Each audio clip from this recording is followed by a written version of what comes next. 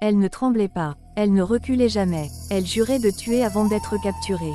Leur nom résonnait comme une menace dans toute l'Afrique de l'Ouest. Le secret caché des Amazones du Bénin au cœur de l'ancien royaume du Dahomey, dans l'actuel Bénin, une armée unique au monde s'élevait contre toutes les lois de son époque. Nous sommes au XVIIe siècle. Le royaume grandit, conquiert, s'impose. Et au milieu des guerriers, une décision impensable surgit, créer une garde d'élite composée uniquement de femmes. On les appellera plus tard les Amazones, en référence aux guerrières de la mythologie grecque, mais leur véritable nom était Agogie.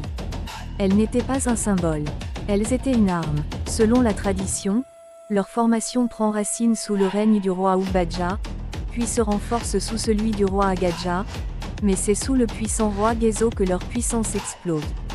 Gézo comprend une chose essentielle, pour survivre face aux royaumes voisins et aux pressions extérieures, il faut une armée disciplinée, fanatique, prête à mourir sans hésitation. Les Agogis deviennent ce pilier. Recrutées parfois très jeunes, parfois volontaires, parfois offertes au roi, elles abandonnent toute vie familiale. Elles renoncent au mariage. Elles prêtent serment de loyauté absolue. Leur existence appartient au trône. Leur entraînement est brutal. Course dans la brousse sous le soleil brûlant. Escalade de murs couverts d'épines. Exercice au sabre jusqu'à l'épuisement. Elles apprennent à manier la machette, le fusil, la lance. Elles apprennent à ne pas crier quand la douleur frappe. On raconte qu'elles s'exerçaient à décapiter d'un seul coup net. Pas pour la cruauté, pour l'efficacité. Leur discipline est redoutable. Leur regard, glacial. Dans les villages voisins, leur réputation grandit. On murmure qu'elles sont invincibles. On dit qu'elles n'ont peur de rien. Mais le secret ne réside pas seulement dans leur férocité. Il est plus profond. Les Amazones du Dahomey étaient bien plus qu'une unité militaire. Elles étaient un outil politique. Une démonstration de pouvoir. Une stratégie de dissuasion. Dans une société où la guerre structure l'économie et l'expansion territoriale, leur présence bouleverse les codes. Elles marchent en première ligne lors des campagnes contre les royaumes voisins, notamment face à l'empire d'Oyo. Elles participent aux conquêtes, capturent des prisonniers, sécurisent les frontières. Leur efficacité renforce l'autorité du roi. Leur existence même envoie un message. Le Dahomey est différent. Le Dahomey est imprévisible. Puis vient le XIXe siècle. Le monde change. Les puissances européennes avancent. La colonisation s'étend. Et le Dahomey entre en collision avec la France.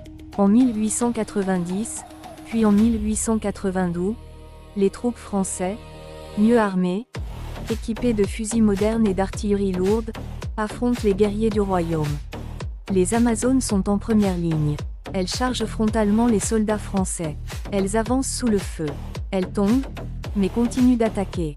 Les témoignages des officiers français parlent d'un courage presque irréel. D'une détermination qui glace le sang. Elles se battent au corps à corps contre des baïonnettes.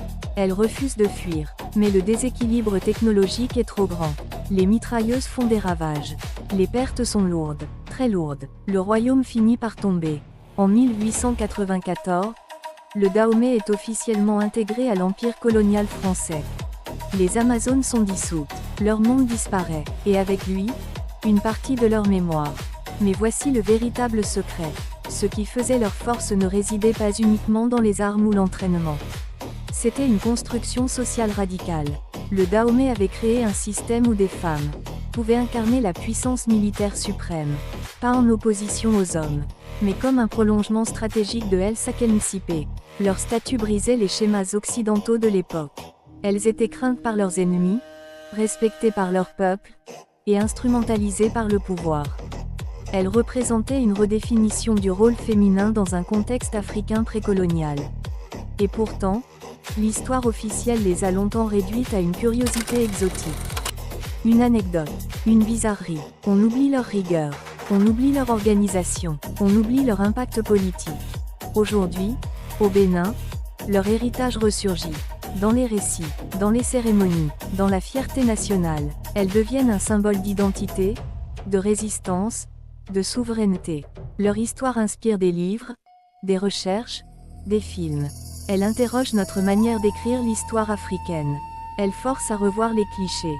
Le secret caché des Amazones du Bénin n'est donc pas seulement celui d'une armée de femmes redoutables. C'est celui d'un royaume qui a compris que la puissance ne dépend pas du genre, mais de la discipline, de la stratégie et de la volonté collective. C'est l'histoire d'un peuple qui a osé défier les normes. L'histoire de guerrières qui ont choisi l'honneur plutôt que la soumission. L'histoire d'un courage qui, même face au canon, a refusé de plier. Elles ont perdu une guerre, mais elles ont gagné l'éternité.